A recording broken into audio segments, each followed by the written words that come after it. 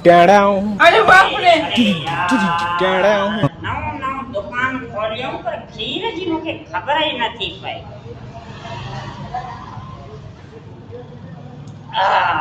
ज़ाइको त सही आहे पर मूंखे लॻे थो ही उठ जो खीर त कोन्हे। हा किथे भाॻिया मूंसां गदारी न करे वञा।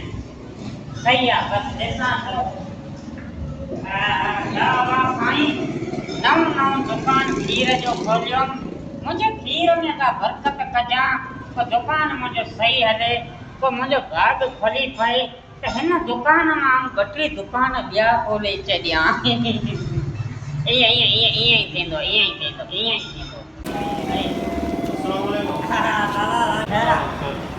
भाई खीर जो दुकान बाबा ही सोन जो दुकान तो लगे छा खीर जो आहे ही छाए आऊं आहियां ही फ्रिज रखियो आहे खीर आहे ॿियो छाए।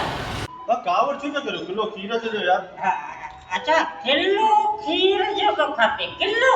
हां पूरो किलो। तो खपंदो वठंदा नहीं त बाबा ॾिसो महांगाई लॻी पई आहे थोरो या वधायो या 2 किलो वठो या अधु किलो वठो त ॻाल्हि सम्झ में अचे न। यार जेको खपंदो घर में वो वठंदा न पर तो 2 किलो वठो या अधु किलो वठो कहिड़ो तरीक़ो बाबा ॾिस बचत हूंदी आहे माण्हू ग़रीब माण्हू बचत कंदो आहे किले जी जॻह ते अधु किलो कंदो आहे। जे पैसा सवाया हूंदा त किले जी जॻह ते माण्हू 2 किलो कंदो आहे। हाणे तू 1.5 किलो जे बस अधु किलो सवाई था करियो। हा ठीकु आहे 1.5 किलो खीर छा जो ॾियां मेहं जो ॾियां ढॻीअ जो ॾियां छा जो खीर ॾियां। तो छा जो ढॻीअ जो मेह जो रुट जो उठ जो छा जो खीर मूंखे खीर इलाही आहे जाम आहे अलहमदिल्ला इलाही खीर आहे बकरीअ जो आहे मेंह जो आहे ॻह जो बि खीर आहे त खीर खे तूं छा थो करे। खीर यार खपे तो मेहमान आया पर तो चाहे सा अरे बाबा मेहमाननि खे त अवां मथे ते चाढ़े छॾियो न अहिड़ो जो खीर मेहमाननि खे छा थो पीआरी। चाहे न पियारो खीर मेहमान था अचनि उन्हनि खे चाहे न पियारी मेहमान हर भरू चांहि पीअंदा। ॾिस बाबा तूं ग़रीब माण्हू आहीं महिमाननि खे चांहि पीआरींदे त रोज़ बीठा हूंदा जे रोज़ बीठा हूंदा त तुंहिंजा ख़र्चा त वधी वेंदा न तूं त पिनी वेंदे। अरे यार तू कहिड़ो माण्हू पैसा पंहिंजा वठ तो हर को असां लेक्चर पे दे खीर ॾे न छो छा लाइ तो लिखे तो पैसा ना जो न खीर भलाई त कंहिंसां करणी कोन्हे अॼुकल्ह जे दौर में आऊं चवां थो महिमान केरु आहिनि। अरे यार ये तो छो में पूछी केर भाई छा भाई तो खीर दे तो मिसाल मिलदा न मुंहिंजो मथां मुंहिंजा वास्ते वारा वञनि दुकान न खोलियो न जा दुकान अलहमदिल्ला 3 ॾींहं खोलियो तॾहिं त तोखे ख़बर ई कोन्हे खीर जी जेको ग्राहक अचे पहिरियों ग्राहक आऊं आयो न पहिरीं ॿ आया हुआ पर उन्हनि मां हिकिड़ो निभाॻो मूंखे जुता हणी वियो।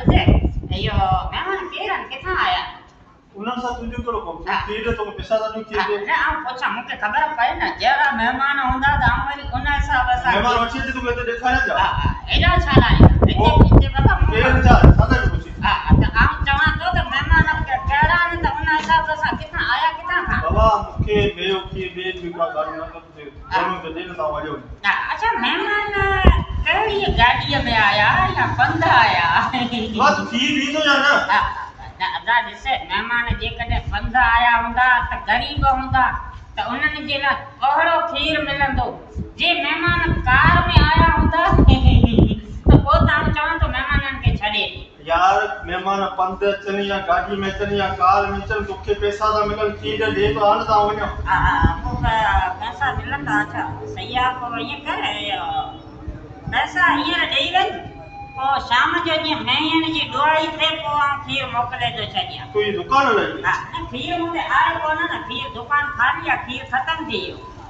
एॾो कलाक मूंसां हुते बहस कयो न खीर रखियो हाणे वरी तूं खीर ख़तम थी खीर हींअर ख़तम थियो आहे दुकान हलाइण कोन्हे ज़लील आहे तूं कहिड़ो क़िस्म जो माण्हू तो दुकान खोले वेठो अरे मथे मथे लॻायूं ज़लील जो अरे यार ही त निभाॻो ज़रे कॾ विढ़ण लाइ तयार थी वियो वञ मूं ग़लति ॻाल्हायो छा न सां बाबा हा कमेंट में मूंखे ॿुधाइजो वॾी महिरबानी।